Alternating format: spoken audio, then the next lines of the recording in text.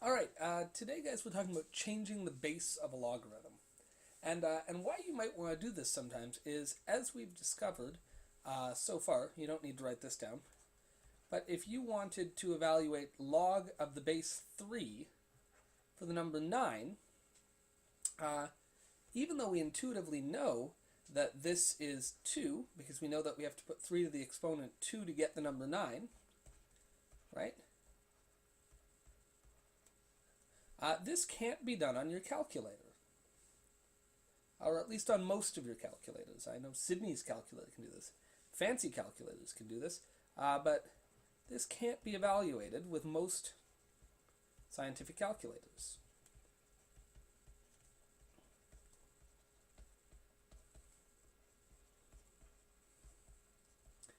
And obviously that's problematic. But your calculators, by and large, are only programmed to evaluate logs to the base 10. All right? So most calculators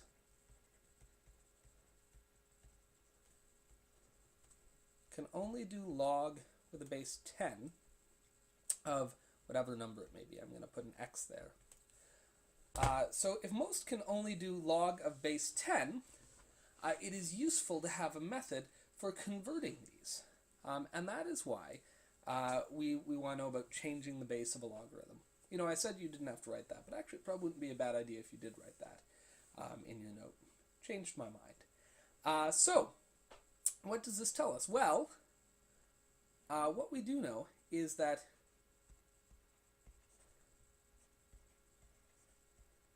any logarithm can be converted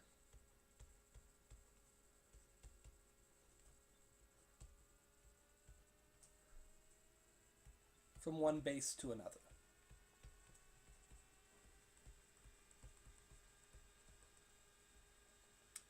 And the way we do so is very simple. We do so by saying that the log of some number x to some base a.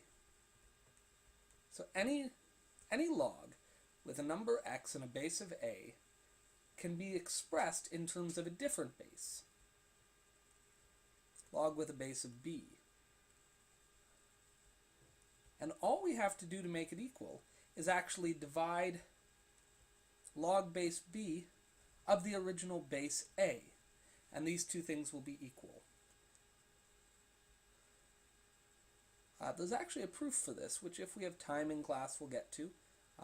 If not, you can look it up. You can just Google proof for this theorem. But we can demonstrate this with a few easy examples, and we can show that you can actually go from one base to another, just like we've shown here, and we can show that this works. So let's look at an example. And we can say example 1, find log of base 3 of the number 7 to 6 decimal places. Now I know that Scott and Kevin are at the back just foaming at the mouth to do that using guess and check, which of course I guess you could do. But most people, when they need to get 6 decimal places of accuracy, want to use their calculator. And the problem, of course, with this is that you cannot use your calculator to evaluate this, again, unless you have a calculator like Sydney's.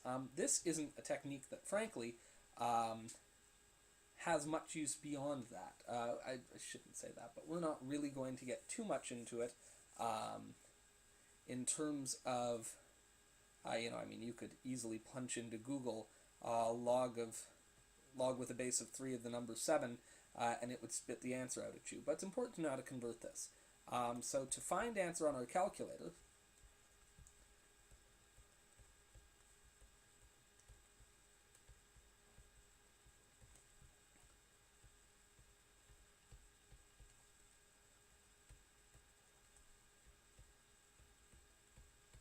we want log with a base of 10, not log with a base of 3. So with that in mind, we can say, according to this formula up here, again, log of any base x is equal to log of the new base you want of x divided by the log with the new base b of the original base a.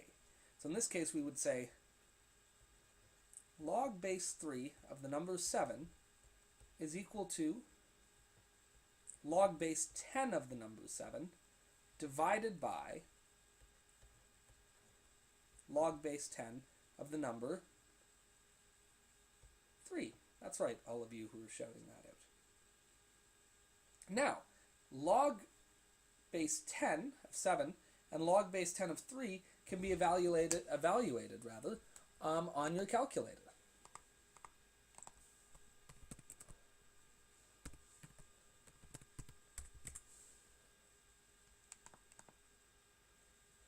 So for example, if I were to just come here and use Google's calculator, because it's available to me,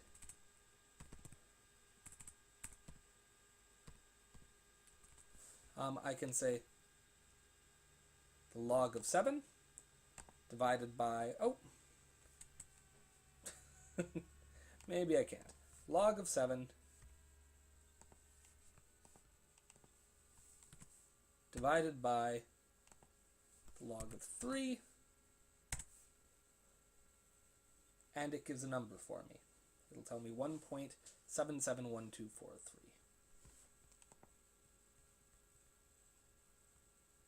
So 1.77, how many decimal places did I say? 6, right? So 1.771244.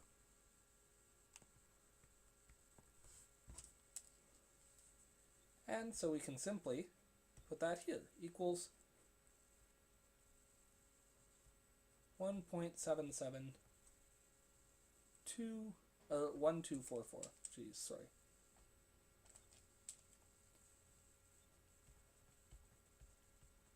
And even if you don't have a calculator that lets you nicely actually do the two steps in one, you could easily have done just the log of 7 first. So you could have said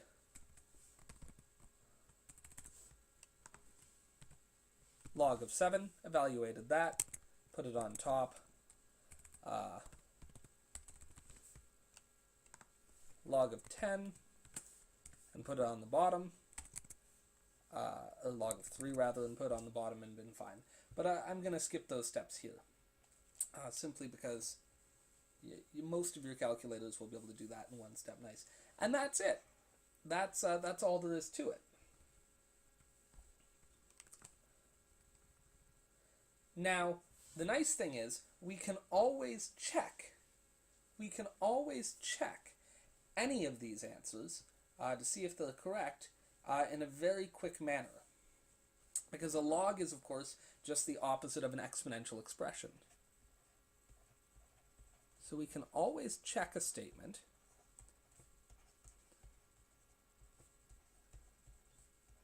with an exponential expression.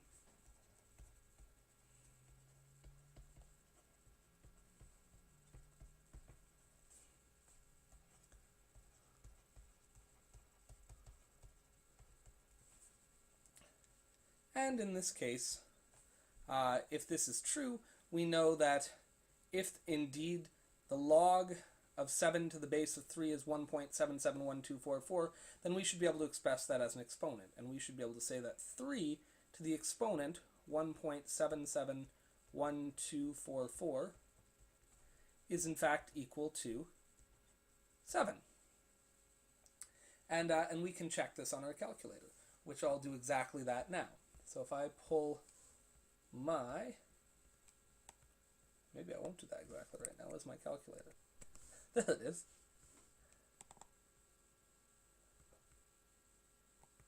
I give myself like a C- for doing this smoothly. But here we go. So if we take 3 and then we put it to the exponent of 1.771244, it should give us 7, and you can see to 6 decimal places, well, 5 decimal places, it does give us that number accurately. So we got it quite closely. So this checks out with our calculator. So 1, 2, 3, 4, 5, and then a 1. Right?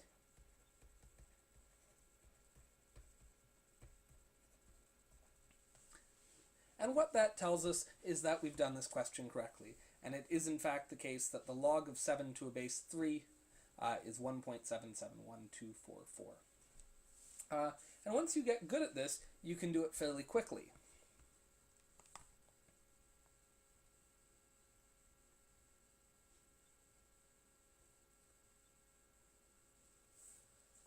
So I want to do one more example.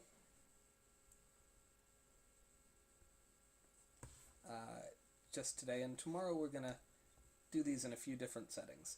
But here we're going to go with example 2. Oh, and I think I want my pen to be black.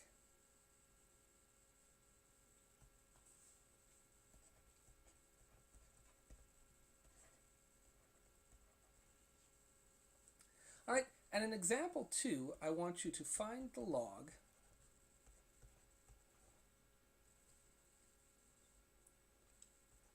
of base 2 for the number 18.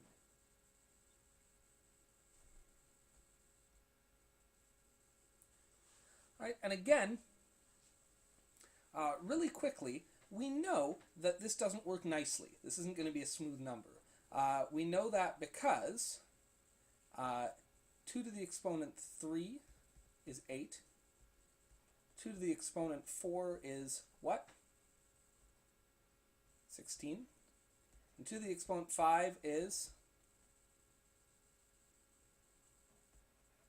32. So we know that the number we're looking for should be somewhere between 4 and 5. And because the number 18 is a lot closer to 16 than 32, it should be on the low end. But we should be looking at 2 to the exponent 4 point something. And I just mentioned this to show you that it's a good idea to be able to sort of intuitively look at what the answer should be in the neighborhood of. Right? And so if we look at this, we say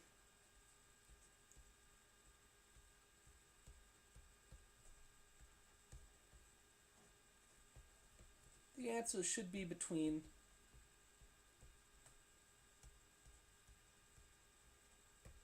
4 and 5. So given that we know that, again, just to reinforce how quickly these can be done, we would say that the log to the base 2 of the number 18 is equal to what? Well, we want to, of course, put this to the base of 10, because that is easy and quick for us to evaluate. So we could say log to the base 10 of the number 18, and then we have to divide it again, if we go up to our original formula, to the log of our new base of that original base. Log, and the base is now the new base, and the number is in fact the old base. And so in this case now it would be log to the base 10 of the number 2. And if you're punching this in your calculator, I don't know why I suddenly changed the pronunciation of that word, but you're just going to use your log button. Log 18 divided by log 2. Because again, your calculator thinks of log always in terms of log base 10. And so again, when we do this, if we pull up log 18, which I'm doing on my calculator, oh, and which I've done off screen here. Well, that's okay. Hopefully you have a calculator in front of you.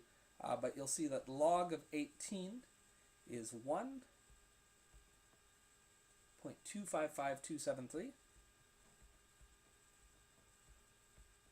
That the log of 2 is 0.301030.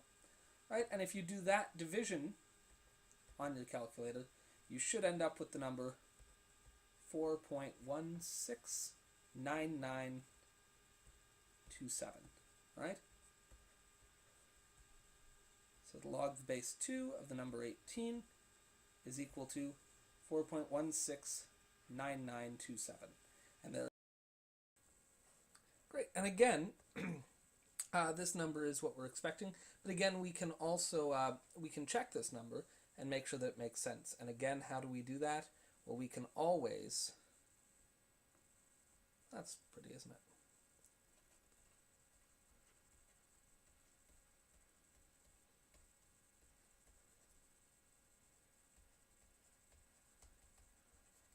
By subbing into the exponential expression.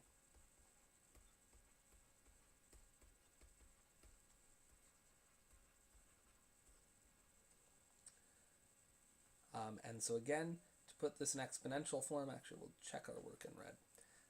If the log to the base 2 of the number 18 is 4.169927, then that should mean that 2 to the exponent 4.169927 should be equal to 18.